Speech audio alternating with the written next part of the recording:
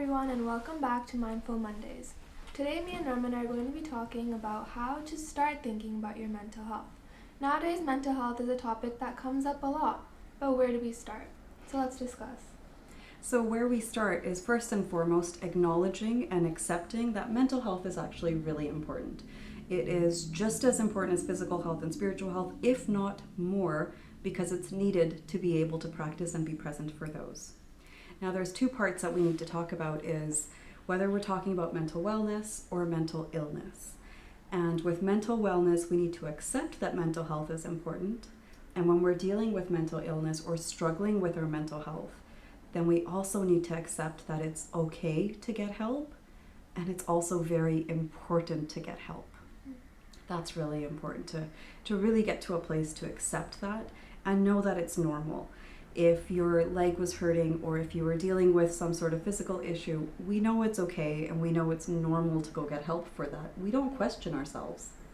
But when it comes to our mental health, we might doubt ourselves or question ourselves and think, either it's not serious or it makes me feel weak. Well, no, we all deal with our mental health and wellness, and getting that help is also very important. Now, another place to start is getting information. So if you're here and you're watching this video, you're already doing it, you're getting some information on mental health and mental wellness, and you can get more of that. So you can either look on the internet or find professionals around you that can help provide that information, or even other people around you that are struggling with it or want to talk about it. So finding spaces to have those conversations, and I know that we emphasize it, I think in almost every video, that finding a safe environment to do that is really important. Now this next part, whether we're talking about dealing with a mental illness or whether we're talking about general mental wellness, becoming an observer of what's happening inside of us. It is a skill that we can all learn, whether we're in grade 12 or whether we're adults. We can learn this skill from quite a young age. And frankly, children actually are really good observers of what's happening for them. And then they lose that as stress starts to come in their life. So learning to observe.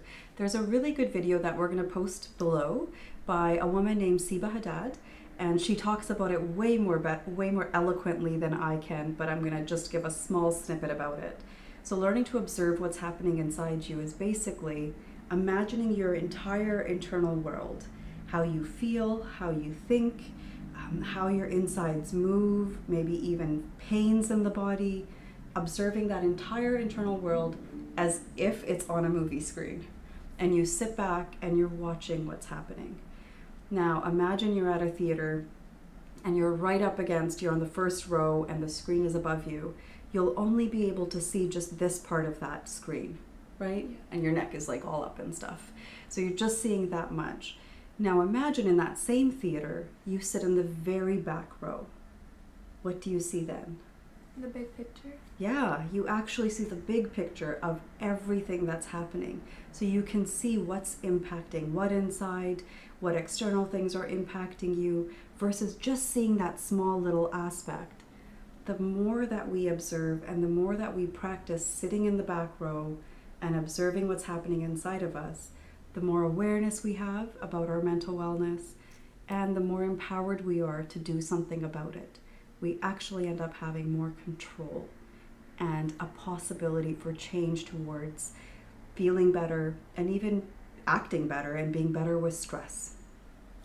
If you have any other ideas about where to start, there's a ton of resources that we're going to put below as well where you can get more information.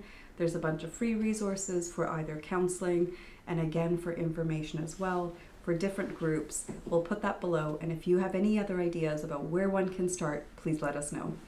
Thanks for watching. Bye everyone.